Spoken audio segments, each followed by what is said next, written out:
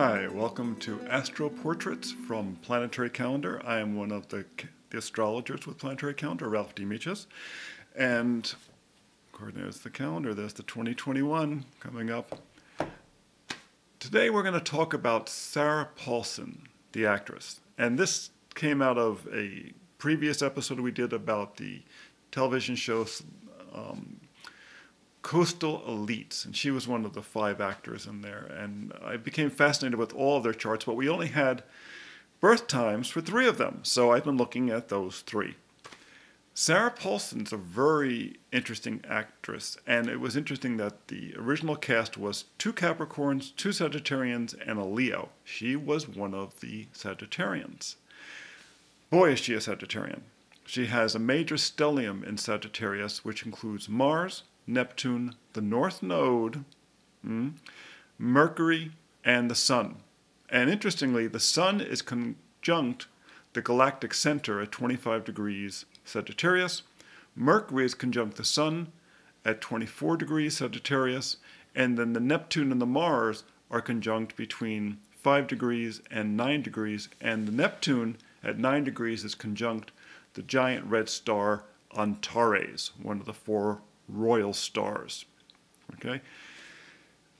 Most of her chart is below the horizon, which is actually not unusual in actors and actresses. Why? Because they have a very deep inner life.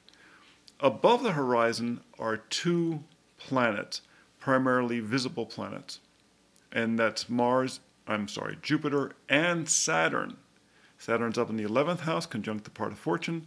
Jupiter's in the 7th house, and it really does play out in her chart. The Jupiter's in the 7th house, which means, one, she would tend to marry well, but also in terms of her professional work, she will often appear as the wife, right? 7th house, Jupiter in the 7th house. Jupiter is the ruling planet for Sagittarius. Her Jupiter is in Pisces, the other ruling sign of Jupiter. So it's a very strong Jupiter, and it's conjunct Juno, the wife asteroid. So like I said, it really works well. And it's also conjunct Ceres, the asteroid of the shepherdess. So it's a very, very feminine position. In fact, at the time when we're doing this, she's just come out with in a new movie called Nurse Ratched. Well, what is a nurse but a shepherdess? And Ceres is the shepherd, right? And Jupiter, of course, relates to the healing arts. Jupiter conjunct Ceres, the largest of the asteroids, in the 7th house, the wife.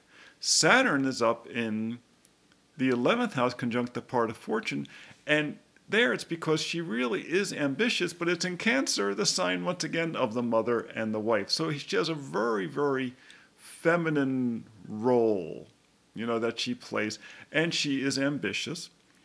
But where is her Sagittarius stellium? In the 4th house, the area of home. And so she really has this very strong sense of who she wants to be, who of herself as a woman, but in a very optimistic way. Now, this is really where it gets interesting. She has this very Sagittarian nature, which is, expressive. But she has Virgo rising. Once again, a very feminine sign. It's controlled by the Mercury in Sagittarius, conjunct the Sun. So her energy is very muted many times. If you see her as an actress, it's very controlled. And you see Virgo as a prominent sign in a lot of movie actors, or actors generally. Why? They're very mutable. It's one of the mutable signs. They're very good at taking instructions. In other words, the director says to them, I want you to do this. I want you to mold yourself in this direction. And they say, okay, sure. And they just go in that direction. They don't even think twice about not following instructions, right? And many times you see Virgo in the charts of actors who kind of play the every person. They're not the big personality. They're not the movie star as much as they are a very good, well-skilled actor or actress.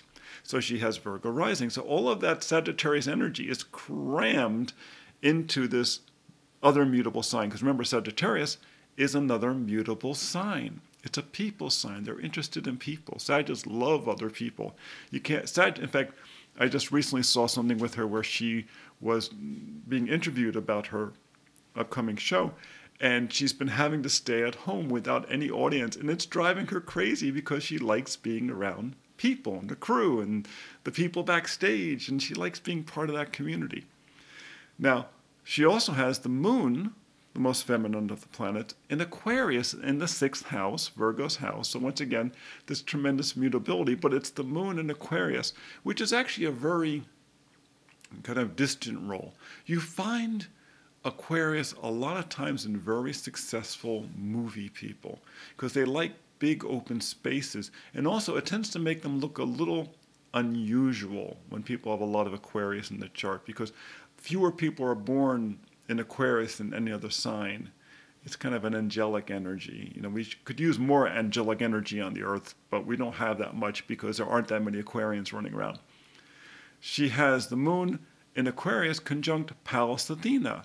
So it gives her this, warrior goddess energy, this certain sense of being apart from other things, which is an interesting quality, to combine with the Aquarius sun and then filter it through that Virgo rising.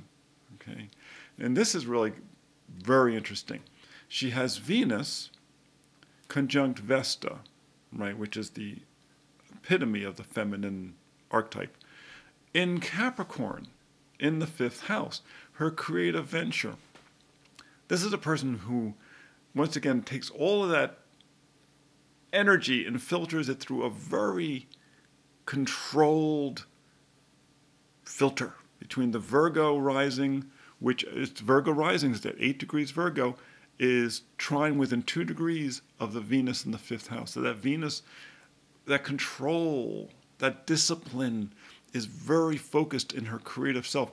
She takes great joy in the way in which she expresses her art in a very controlled way. And that is the epitome of a good actor. You have to have a lot of energy, a lot of talent, and then express it in a very controlled way. And remember, when you're doing a movie, they might do 10, 12, 15 takes of something.